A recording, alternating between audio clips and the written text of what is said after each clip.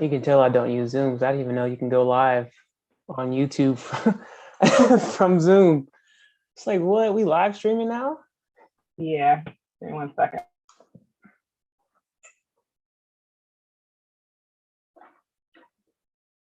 And then let me also just pull it up on my phone just in case something happens with my laptop. And I need to rejoin.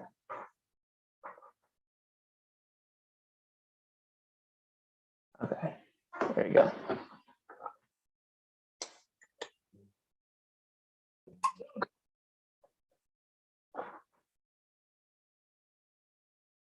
Hey, Naomi. Welcome, welcome.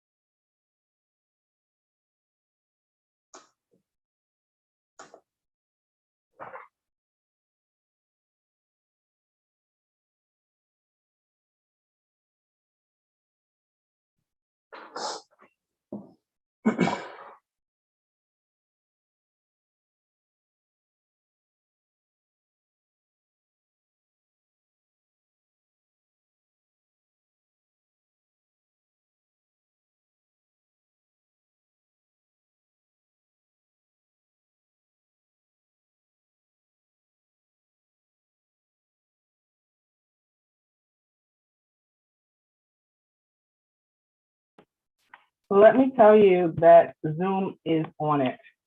They sent a message 2 minutes ago saying, hey, we're notifying you to let you know that your Zoom account meeting has been posted online. Oh, wow.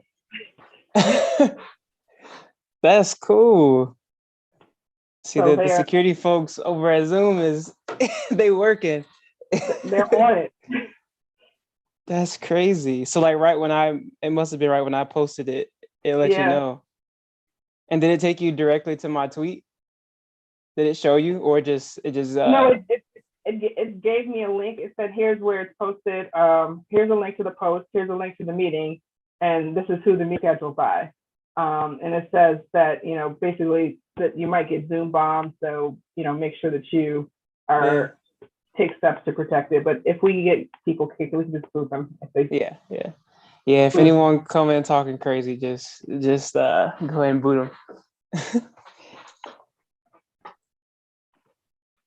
All right, I will give us like 3 more minutes and then we'll get started. Okay, sounds good.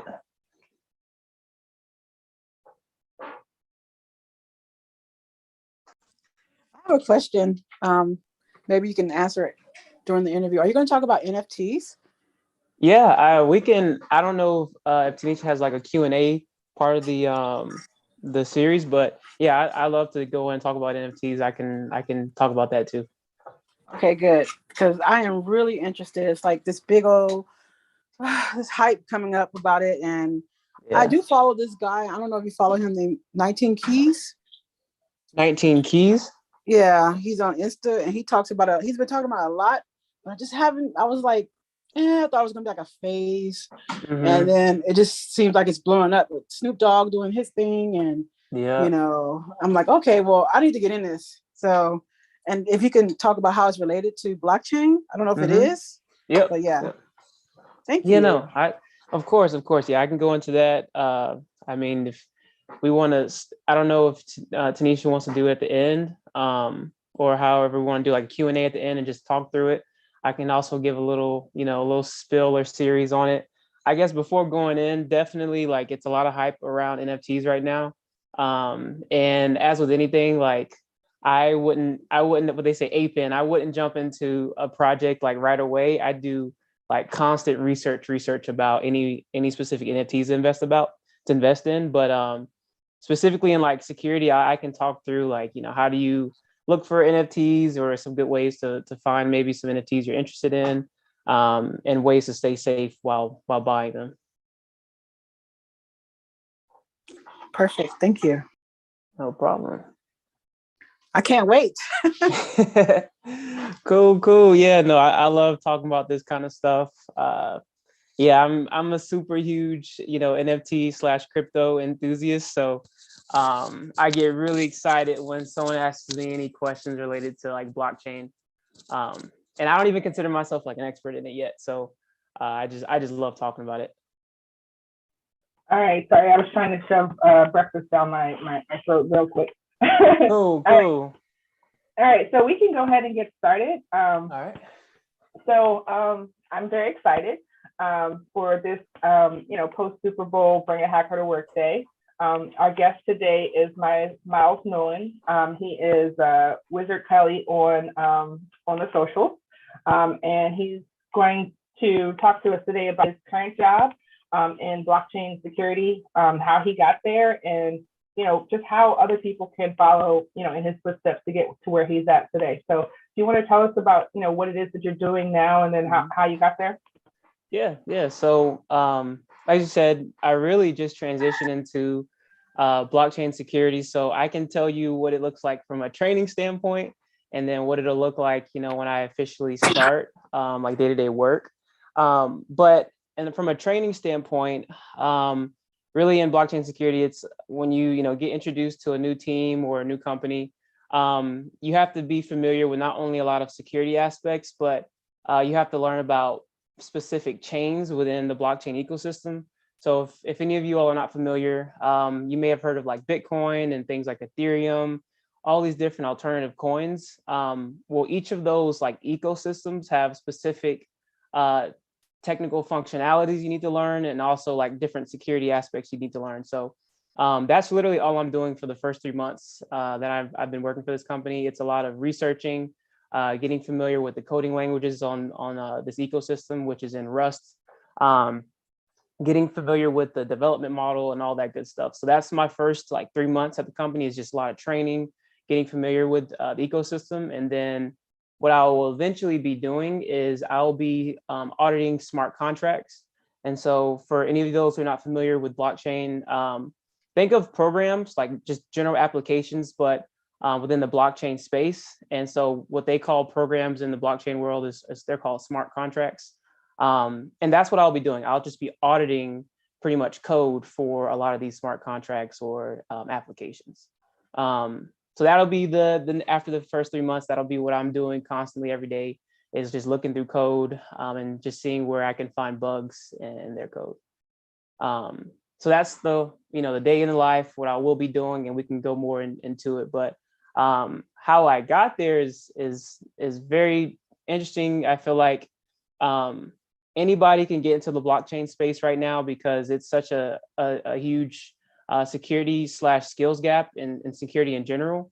And so it's even tighter in the blockchain space. So it's like, if you're interested in crypto, interested in blockchain, and interested in security, I'm not gonna say it's easy to jump in. It's almost a pretty smooth transition to get in, because they're just looking for people to kind of fill these positions to learn. So I got my start in crypto in 2017 when I was at Texas A&M University. I was an MIS major. So for those of you who may not be familiar, it's Management Information Systems. And it's basically a major where you learn business fundamentals as well as a lot of good tech stuff. So, we learned how to program. We learned different database applications, like learning SQL, learning how to like query and process, databases. But at the same time, I also learned accounting, finance, and a lot of project management skills. And so, as you can imagine, someone who's interested in tech and in finance, I got propelled into the decentralized finance world / crypto space, being exposed to Bitcoin and kind of looking at, how decentralized technologies and decentralized money could change how we do finance as a whole. And so I kind of just propelled myself into the space, did a lot of research. I just picked up as many books as I could to understand and learn what, cryptocurrency was and what blockchains were. And after that, I really would just invest. I never really got into building any applications in the space. I honestly just invested, learned what different strategies were. I learned about decentralized finance and decentralized applications. And I just always kept a close eye on the crypto space throughout, my college tenure, and then throughout my career after that. And so never touched it from a business standpoint. It was all like personal investments. It was a hobby. I was always interested in it. And then it came to, after I graduated college, I started working as a technology consultant, where it was just general tech stuff. I wasn't even in the security space. It was, working with cloud computing. Could have been working with, like general security audits. It was very like general technology, like business strategies that I was working with, and I was working with, a lot of interesting people on different projects. And it wasn't until like till the pandemic started, really, that I started getting interested in cybersecurity. I had, for some odd reason, I wanted to like get back into learning how to code. And I just wanted to be a little bit more technical, because the things I was doing, it was very business focused in the technical space. And after I kind of started getting a little bit more technical, I started learning what CTFs were. And capture the flag, or sorry, again, for CTFs are called capture the flag challenges. It's basically where you do like cool little hacking challenges and you gain points or a flag. And so literally I would just get on my computer and do these each day. And I was like, I love this stuff. It's really fun. It's cool, like learning how to attack a system and gaining shell. And so I used to just play those like religiously. And so eventually I was like, you know what, I want to transition from general technology into cybersecurity. So after playing a bunch of CTFs, I was like, let's go ahead and get my CompTIA Security Plus and just get a certification under my belt to see if I could go and transition. And so from like early 2020 to the end of 2020, I was just searching for jobs while applying myself for passing the CompTIA Security Plus. And so that process was a grind. It was a struggle. Trying to just get into the security space, even with technical experience. I don't know why it's so complicated to try to transition, but it was really tough. And fortunately, I had a friend who worked for a company named Accenture. They're a big technology consulting firm, and they were able to get me into their security practice. And so I finally got in, and that was literally last year, August-ish. When I finally got in. So it took a while to get into the space. So yeah, I started working, and not only was I doing CTFs on the side and just applying myself, I was actually getting the practical experience as a security analyst and in identity and access management. And we can talk about that later if anyone has questions. But basically, like all these different things I got involved in, first starting with crypto, then just getting interested in security. And so, later, after working in the general security practice and security space, I was just engaging on Twitter online with security folks and also crypto folks. And I stumbled upon, a job posting for a blockchain security analyst. And since I had the experience in both like the business and the crypto side, I also had the experience in the security side. And they were like, hey, yeah, we'll bring you on and we'll train you. You're already interested in a lot of this stuff, and now I'm here, getting to work and working an interesting space. So I know that was long, but that was the kind of like the process of college, of just getting interested in crypto, and then transitioning into security and then blockchain security. So you actually graduated, what is that? You said in 2017-ish, right? So you've only been out of school like, I guess 5 years at this point, right? So actually, I graduated in December of 2019. Oh, 19. Okay, so you've only been out for like 3 years. So you've had a lot going on in your career since you started. You mentioned blockchain. So for people who are not familiar with that, can you talk a little bit about what does that mean? Because I'm pretty sure that they didn't teach about that in your school, right? So I know you said that you did some research. Can you talk to us about what that is and why we should care about it as security people? Yeah. So blockchain is really a distributed ledger technology system. The best way to explain it is think of it as a database that is, one, it's not centralized, so no one can, not one person owns it. Two, it's immutable, so no one can change it. 2, no one can change it. And 3, there's a lot of like time stamping, a lot of time logs, and a lot of people around the world can pretty much own it. So it's a distributed system where you could pretty much share assets. Bitch ass nigga. Fucking nigger. Ooh. Kick them. Who just said that? There we go. Okay. Recording. Okay.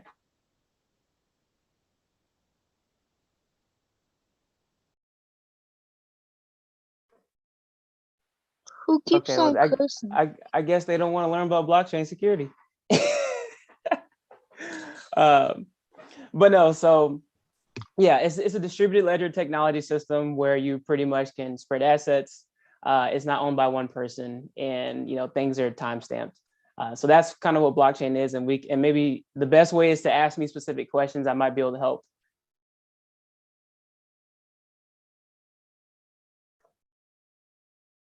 Sorry. Okay. It keeps automatically muting. There we go. I think we're good now. Okay. So we good, Tanish?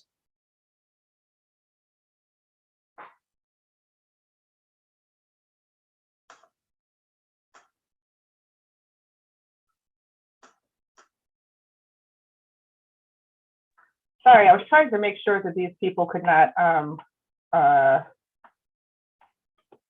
unmute themselves. Hopefully you can still. Yeah. Okay. All right. Hopefully you can talk. I'm so sorry about that. No, you're good. You're good. Well, I mean, anything that gets online, it can get crazy. And a lot of people, it's trends to go into lobbies and they record it, and then they pretty much try to get responses out of people. So it's Okay. So you mentioned you were explaining blockchain. I'm sorry. Go ahead. Yeah. So the biggest thing is so it's a technology that's 1, it's immutable. It cannot be changed. 2, it's decentralized, so not one person owns it. And then 3, it's heavily time-stamped, so you can easily go back to things that are tracked in time and understand, which assets were moved from point A to point B. And I can go deeper if there's like more specific focused questions on it. But at a high level, if anyone's not really familiar, that's like the biggest piece of functionality that a lot of people love about blockchain is, that decentralized mechanism of it. Not one person owns it. You can own a piece of the blockchain yourself. So you also mentioned capture the flags, right? So do capture the flags help you learn how to do blockchain, or is that just basically you just doing research? Because like I've heard a lot of times people say, that, especially people who are, I guess, in the eco world, that, blockchain is bad for the environment, and, there's all of these things and it's a scam. Why do you think people have that thought? Yeah. So the first one, so not a lot of, actually, I don't think I've encountered any CTFs. Well, actually, let me not say that. I didn't encounter any traditional CTFs that had blockchain exercises. So like Try Hack Me, Hack the Box, those traditional ones that a lot of people jump into first. I could not find any challenges related to blockchain on there, and that may be changed. They're updating rooms each time, but that's not necessarily how I learned. It was really just a lot of outside research of getting engaged on Reddit, Twitter, finding where like a lot of blockchain developers were, and then just asking them a bunch of questions. And then there's a pretty big blockchain security community within the Ethereum community. So they have a few capture the flags, and I can probably post the links to some of them. One is called like Ethernaut CTF. And I think there's one more, but there are a few blockchain security TTFs that I actually haven't done those yet. But just the way I learned, it was all research, kind of just playing and tampering with things. And then to the second question, so you want to know like why do a lot of people think it's a scam or yeah. So with any new technology, there's always a opportunity to make a lot of money.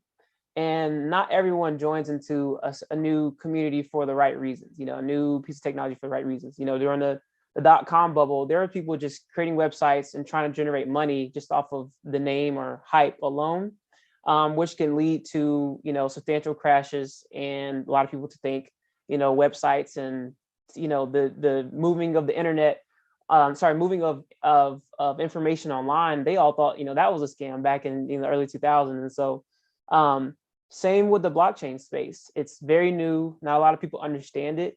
And so when a lot of people come in and start, you know, cash grabbing and just making a bunch of money, you start to think, hey, well, this is obviously a scam. Blockchain is a scam. So let's not put my money into it. Let me not put my time into it.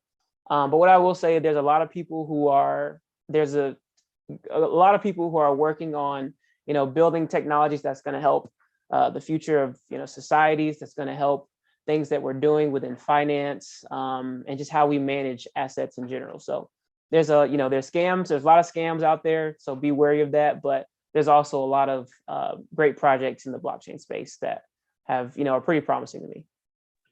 So you mentioned, there's a question in the chat that I want to get to you, but then also you mentioned to me before we got started that you don't suggest that people just jump in. You know, because people are saying, hey, you know, you can get in on, you know, with a coin and then it'll increase in value and you can, you know, triple or things that we don't typically see, especially in the financial space. Why is your recommendation that people not jump in without doing, I guess, their due diligence?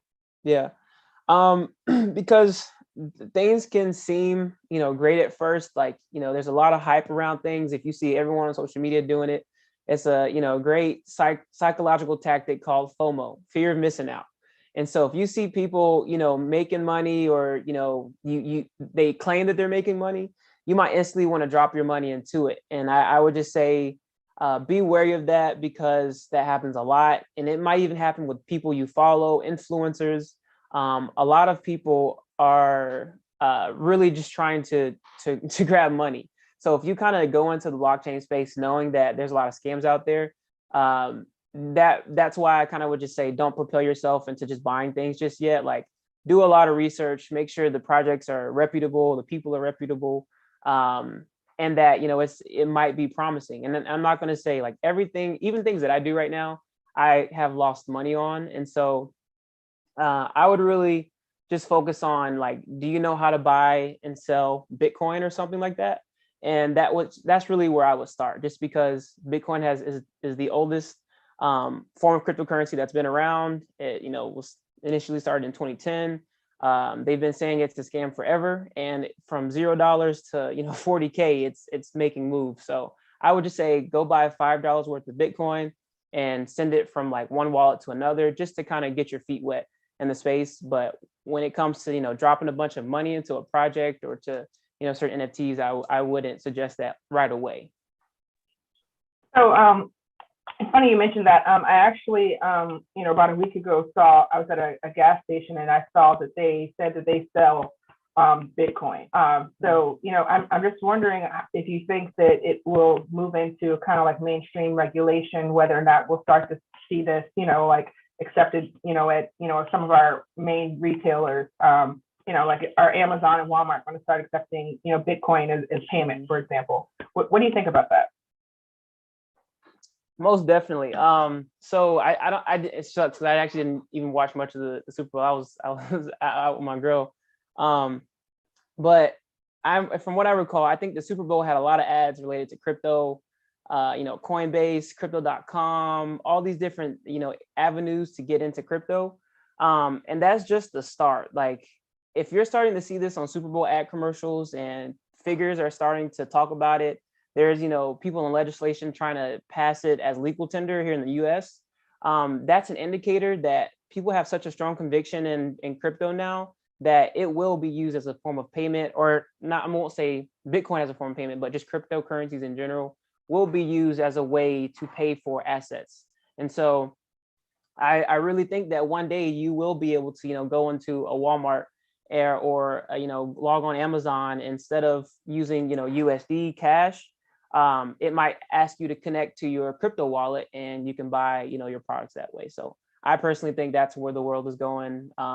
It's been the digitalization of money has already been going there for the longest. It's just the next stage is for crypto to happen. All right, so the questions in the chat. Can you break down what are the security risks of a decentralized product? Yeah. So here's the thing that from a security standpoint, that's very different from traditional cybersecurity, from the traditional security space. So with Web 2 products, or with products that we use right now, if you were to, attack a bug in an application, right? You would be able to, maybe steal some customer data. You may be able to steal some companies' personal identifiable data. So, whether it's admins, people who work there, you might get that kind of data, and you might be able to, try and do some ransomware attacks, all that kind of stuff. You may be able to just do things off of the simple bugs that not simple, but the bugs that you exploit. Honestly, in the blockchain space, one bug can lead to you losing all of the money you have tied into your product. So, if you have $300 million worth of cash in one of your applications, if a hacker finds a security bug, they could essentially drain your entire wallet because they have committed some type of exploit with one single line of code. But, on the traditional space, one single line of code, you may be able to get some, you can do some damage, but you can't, let's say, take all the money that Target has ever gained in revenue and stored in their bank. In the crypto space, your bank is not a credit union or Wells Fargo. Like, you are the owner of that bank. And so if you're phished for your, your credentials, you can lose all that money. Same for, your application or product. So security in the blockchain space has to be really scrutinized because one bug can lead to all your money being gone. So, like, when we think about our traditional, like, banks, like checking savings type accounts, those are traditionally insured up to, I think it's something like 250,000 or something like that. We don't have that kind of regulations in place right now in the blockchain space. And so is it, basically enter at your own risk? Because it seems like if you get hacked and someone steals, millions of dollars, there's really no recourse for that. Is that correct? That's very correct. Because if you get hacked, say your company gets hacked in the traditional, technology space, you might be insured up to, certain amounts. Certain investors may be able to come in and, okay, that's okay. But in the crypto space, if you get hacked, like, there's no one that's going to be able to just send you money, no way for you to get insured. Now, what I will say, there are protocols and different applications that are focusing on insurance within the blockchain space. So they're trying to create those mechanisms that we have. But right now, the technology is new, it's early, it's young. So that infrastructure to be insured like that is not there.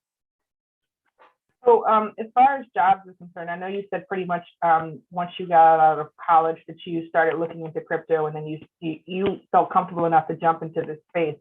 Do you feel like these jobs are going to be here, like 5 years from now?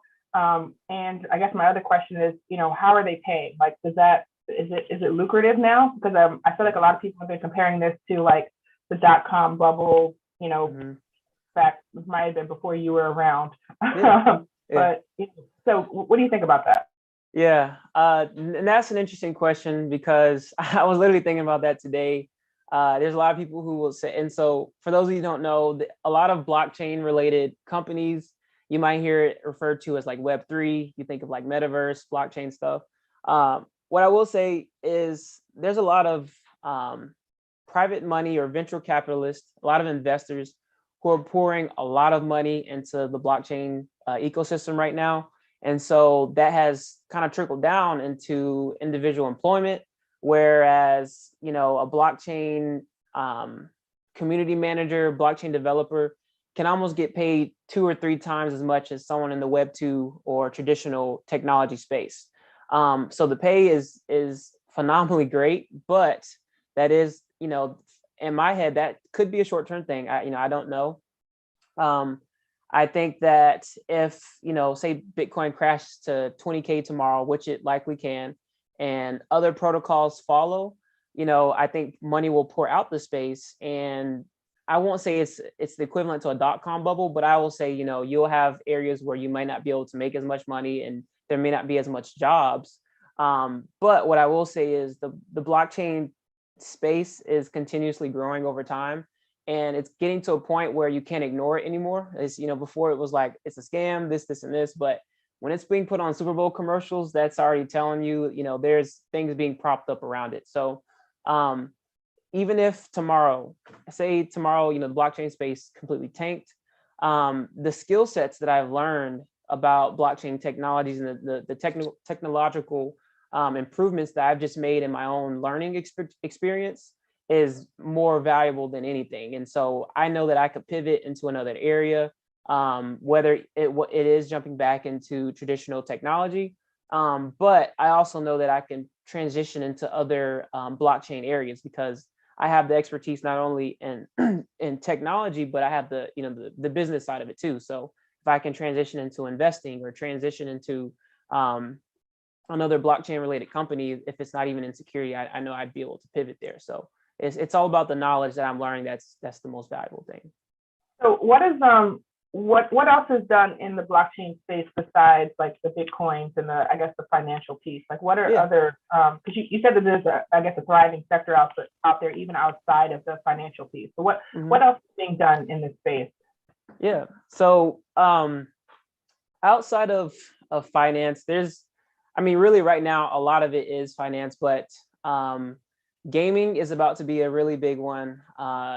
Just the ability. So you think of like Fortnite, it was a really big craze to play Fortnite. It was a really big craze to buy Fortnite skins, which are pretty much like different clothes that your characters could wear, within the game. And so what like Web3 and blockchain technology is trying to change is that say I have, Fortnite over here and then maybe like Call of Duty or some other game over here, being able to sell and trade different items from different games and ecosystems is going to be very amazing. It's going to be a pretty fun experience. I think in the future, it's like, I can have a digitalized product and then trade it with my friends. And so I think just from a gaming standpoint, there's going to be a lot of cool stuff that comes with blockchain technologies for the simple fact that things can be traded amongst like different gaming teams and projects. Another one could be medical. I don't think I've really jumped into the medical scene for blockchain technologies, but when you think of just data storage in general, the medical field has to have something that's very secure because you're dealing with very personal information. And so if you can store data within a blockchain to say, I've proved that, you've done this at this point in time, you can't, that can't be changed. Someone can't just go in and hack and say like, oh yeah, I got this medical procedure at this date and time. It's like, no, it's in the blockchain that your medical procedure was done this time, this date. So the medical space is another big one. I'm very interested in the real estate industry, how blockchain is going to change that, because the process of buying property is very stressful and it's very drawn out. And so if you think of things like NFTs, if I can transfer ownership of my title loan for my house to someone else within a click of a button, that's much better than having to go through third parties. We have to pay exuberant amount of money just so that they could, hold this title loan or this deed for your property. And so being able to just use the blockchain technology to transfer ownership of something is going to be very interesting in the future too. I can go through this all day. There's another interesting one that they're trying to implement in more, underserved countries. And so one is using blockchain technologies and smart contracts to ensure and pay farmers whenever a drought comes. And so say, I'm a farmer in, Nigeria or something, and there's a drought for the next 3 or 4 months. Well, we can use blockchain technologies to automatically pay the farmer's wallet or their crypto wallet with certain money that they're insured up to. So instead of it having to go through a bank, which someone in an underserved community may not be able to have access to, if they just have access to the internet, they can own their money, and then whenever whenever their crops go through some type of drought, they can automatically be sent that money to their crypto wallet. So it's still around finance, but it's also very practical use cases how it could help the community outside of just money grabs and cash grabs. All right, so we had a question in the chat about what books and or courses you can use to learn, because this is, there's not like there's a blockchain security course, at a university that I'm aware of. So how can you learn about things of this nature? Are there books that are mainstream? Or are you just basically learning on the internet, or what does that look like? Yeah. Let me actually pull up, if you don't mind, let me drop some links, because I feel like that's the best way. It just takes you right there to them. So this is a YouTube channel. It's called Securium. They literally have like a blockchain security / auditing course on just like, so they have a lot of blockchain security information in general. Now it's very Ethereum focused, but the fundamentals that they're teaching is, let's see, I think this should take you to it. The fundamentals that they're teaching, I think is some very great content. So YouTube channels, which is this one right here. There is one called a free book that I can post called Mastering Ethereum. It's a great book that just kind of talks you through, what Ethereum is outside of just what you may hear. So there's a free book right there. And then let me see if there's another book. Actually, one of my friends just referred this to me. It's called, I think it's called Building Distributed Ledger Technologies. No, I have to find it. I'll link it, and maybe you can send it out to all the members. But yeah, those are the 3 like places that I would just go ahead and have in my back pocket for blockchain knowledge, blockchain security knowledge.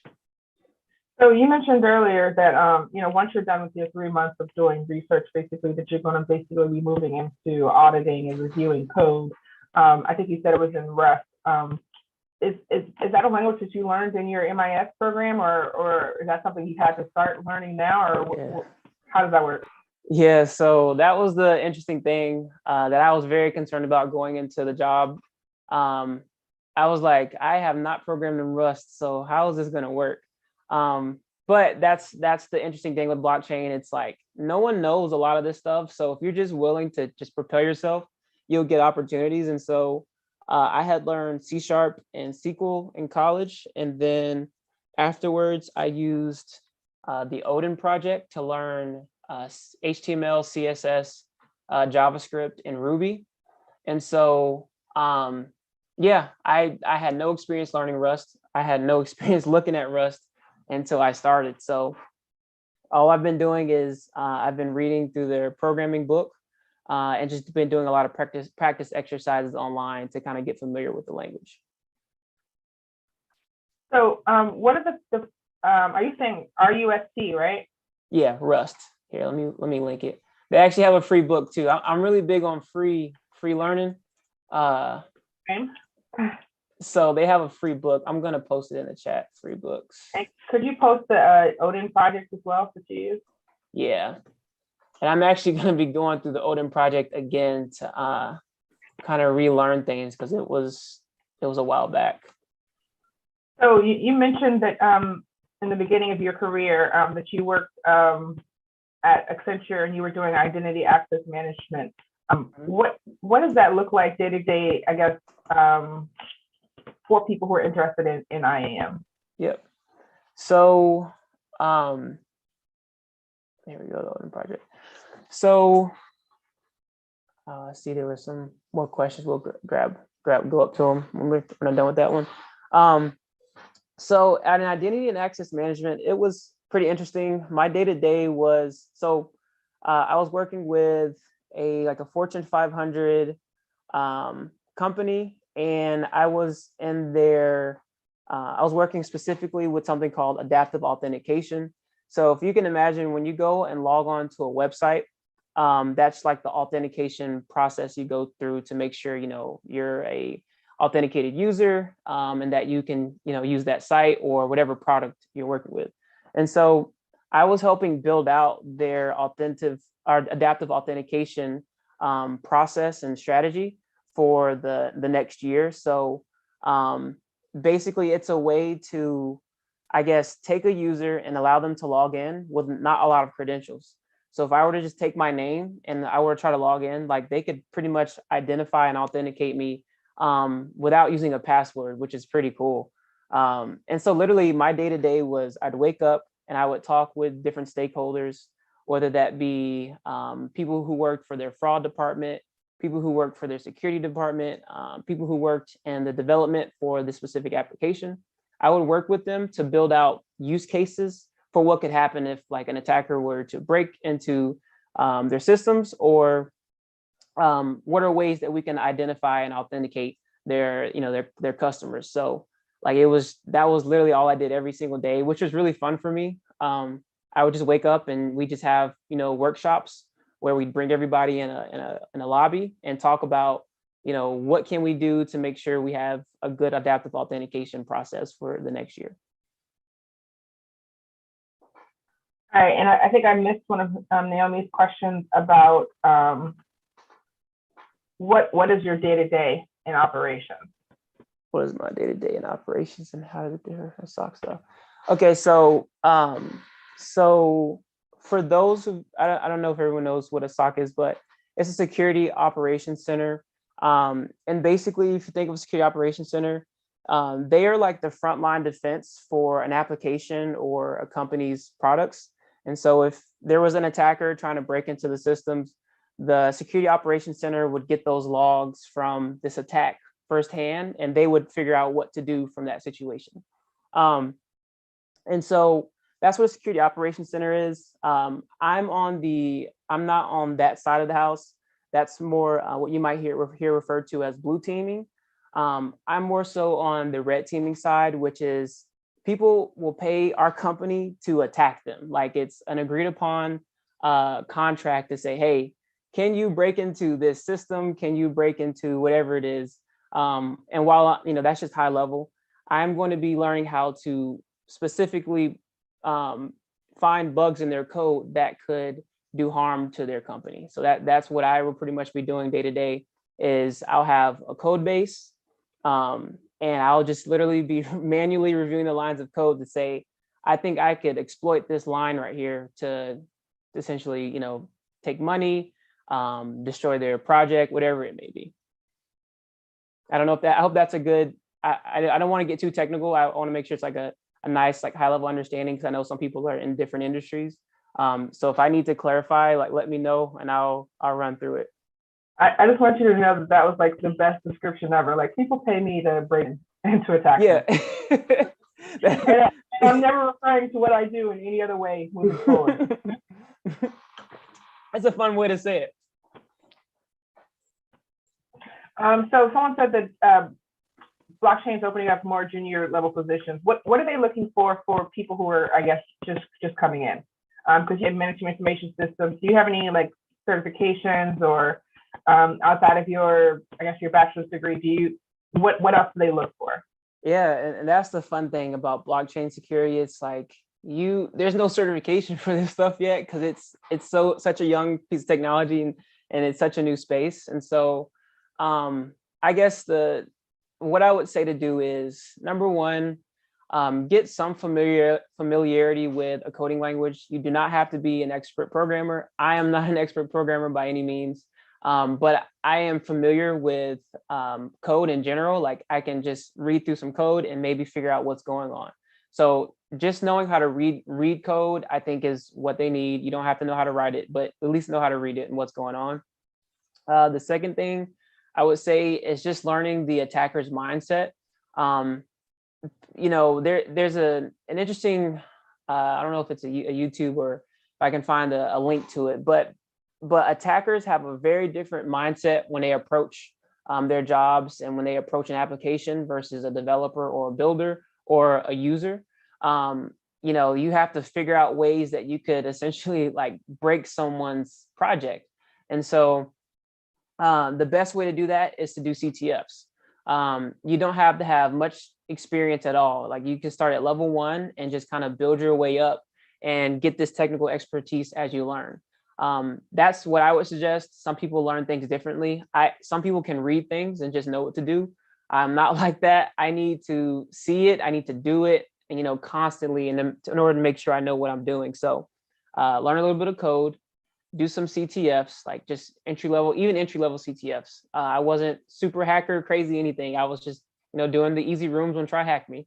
So doing some Try Hack Me rooms, Hack the Box, any CTF you can get your hands on. The next thing I would do is learn about blockchain in general, the blockchain space in general. So there's a lot of interesting language and terminologies that people in the crypto community will use. I've said some on here like Web 2 and Web 3. I've said things like aping into stuff that's literally just like throwing all your money into a project. So knowing just general terminology of what people are talking about is the next thing I would do to kind of just get your feet wet into the blockchain space. I would also just watch YouTube tutorials on, how do you buy and sell, some crypto of a certain, protocol? How do you trade it for another type of crypto from another protocol? Buying and selling NFTs. You don't have to do it, but I would say just get some research to understand what's going on, because then you can start using that attacker's mindset to see, okay, how can I exploit, this project, this, whatever they're doing in the space, how can I break it?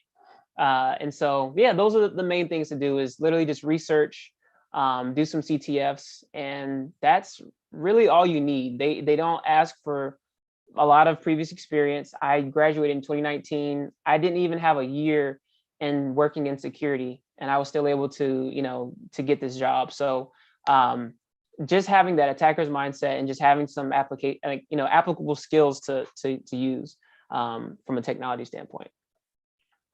So are there any tools that you would suggest to be familiar with? Mm-hmm.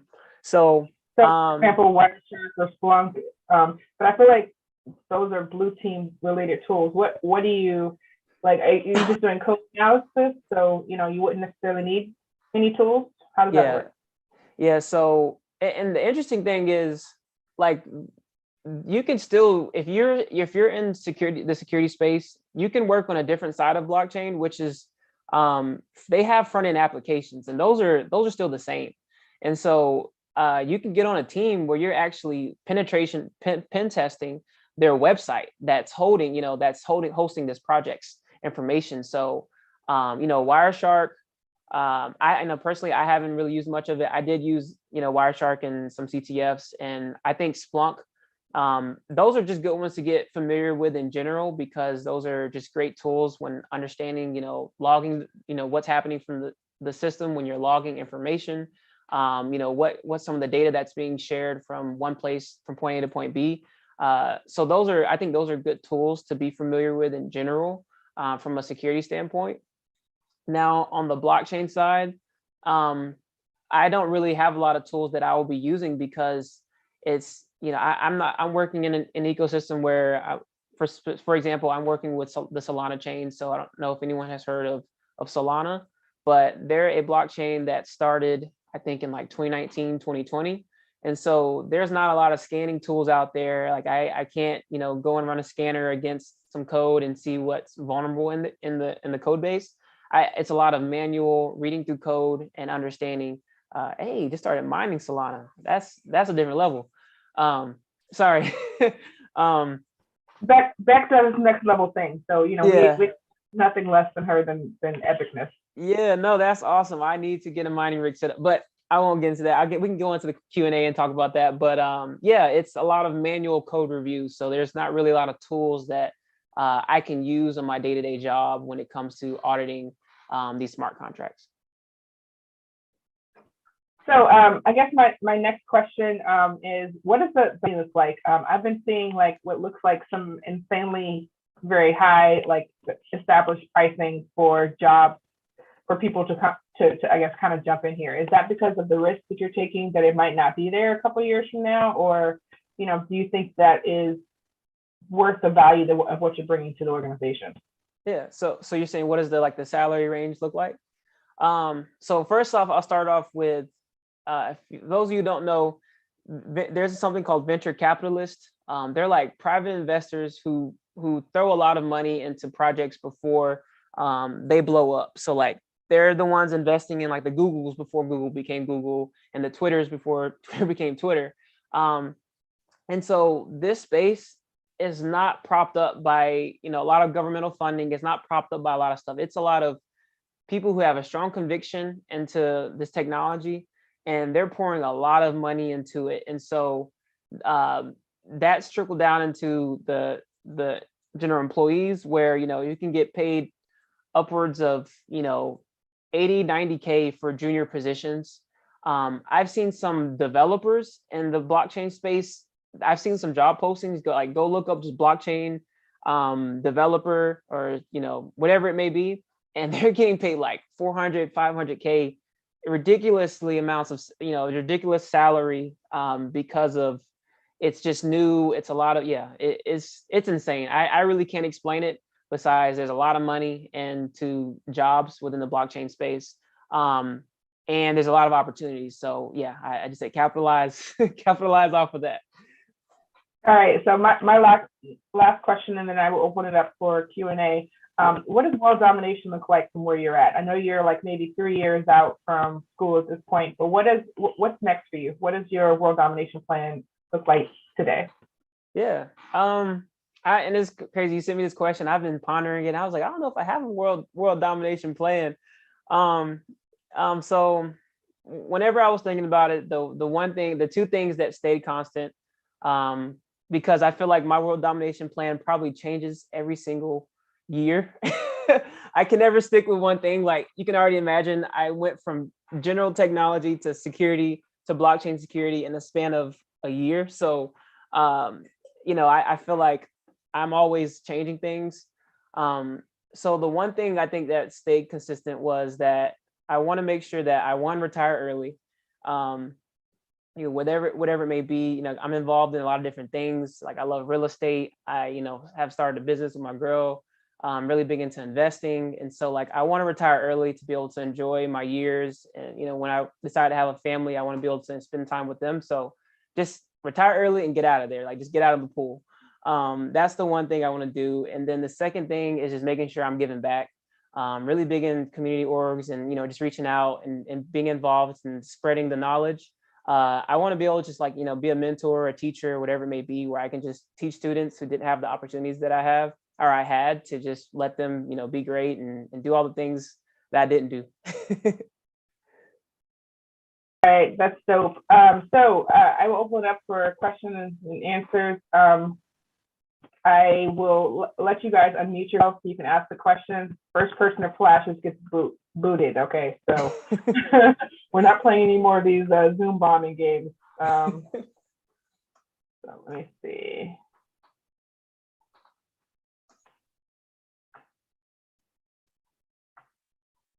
And feel free to throw them in the chat if you don't want to come off camera or unmute. It's okay to just throw some things in the chat. I'm trying to see if I missed something. Is Charlene still here? She said to drop links mentioned earlier. Oh, yeah. Okay.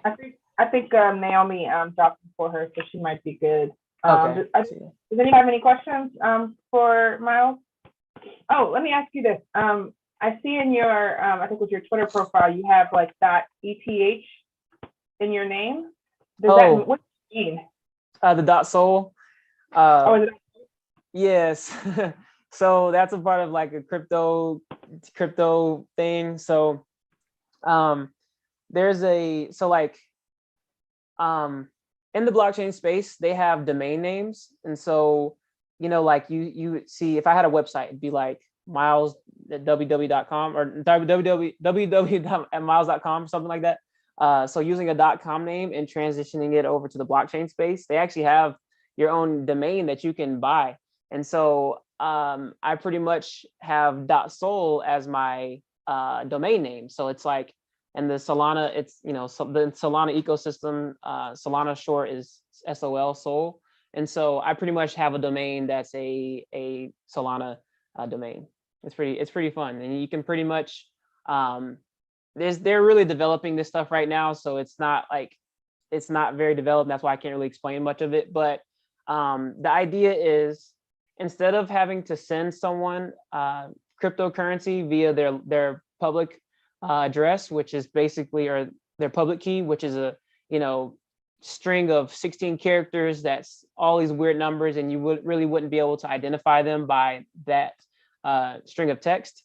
You could just type in wizardkelly.sol and then just send me the crypto that you want to send me. So it's a cool way to help onboard new people into the space, to say, hey, you don't have to worry about the crazy names of the crazy addresses to send stuff to.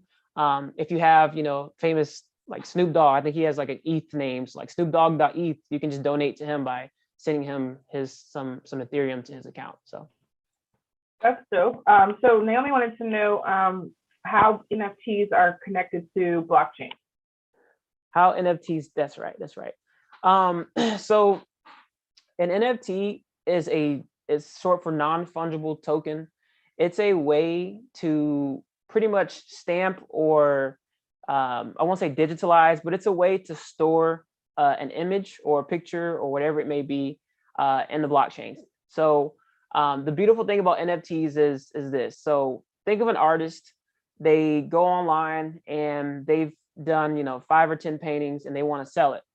Well, I can go and post my art online, but someone can easily like right click, save, and literally sell my art for more than what I've created it for, whether it's claymation, whether it's some images, some photography, or paintings that I've done. People can steal art online. Like, art is very tough to say, hey, like, oh yeah, you created this, because you won't really know. But NFTs is a way to pretty much help artists by saying, hey, we could take your piece of artwork and store it in the blockchain. And so the things I mentioned earlier when I first talked about what blockchain is, it's immutable. So it will say, like, Miles Nolan created this piece of art on this day and this time, and no one can steal that from me. You could right click and save it all day long, but if you go to the blockchain to verify when this piece of artwork was created, it will tell you it was created on this day and this time by Miles Nolan. And so then when I sell my artwork, instead of it just going into, instead of someone just saving it, it will actually go to someone else's digital wallet.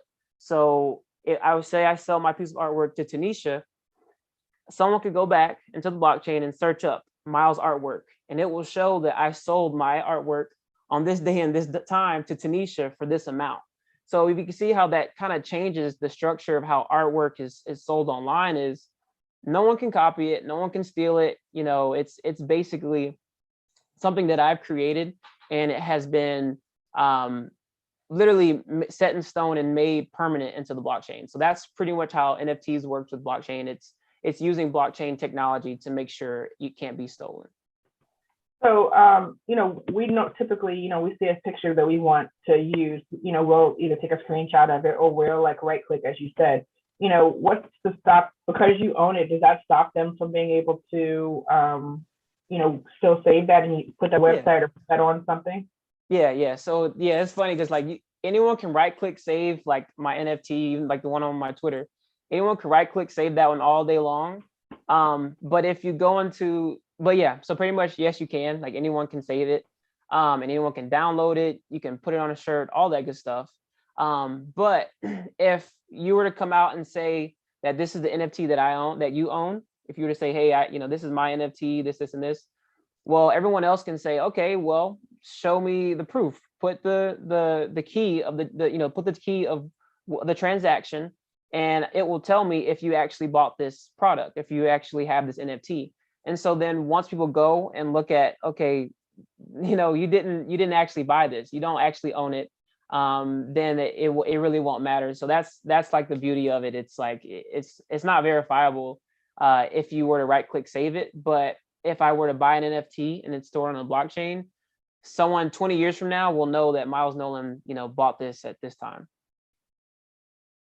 Okay. Are there any other questions? I think we are coming up on the top of the hour. Yes. Okay. So, how can we connect with you? What are your at on social? And do you accept connection requests like on LinkedIn or where you're at? Yeah. So I can put it in the chat. So LinkedIn, it's just Miles Nolan, MILES, as my first name, last name Nolan, NOLAN. I can connect with you there. Typically, I am pretty much only on Twitter these days. That's where, another tip, that's where a lot of the crypto and blockchain space and movement is really happening right now. You will hear a lot of the developers post a lot of new things on Twitter first. So I am typically on Twitter. And so you can feel free to DM me if you have any questions, any suggestions on like things you should study. If you get stuck on a technical problem, I would love to, join in and try to help, because I don't know everything and I can learn from the experience too. So Twitter is the best way to reach me, but if you want to connect, feel free to connect on LinkedIn. All right, cool. Well, I thank you for coming out and hanging out with us today on the Bring a Hacker to Work Day. I appreciate you. So are you guys hiring? Yes, we definitely are. So so I'm at Kudelski Security. I have it's connected to my LinkedIn. Let me, sorry, I'm gonna put it in the chat. It's connected to my LinkedIn. Feel free to reach out. I think they have some job listings on their main page, but yeah, they're definitely looking for anyone who's been working in security.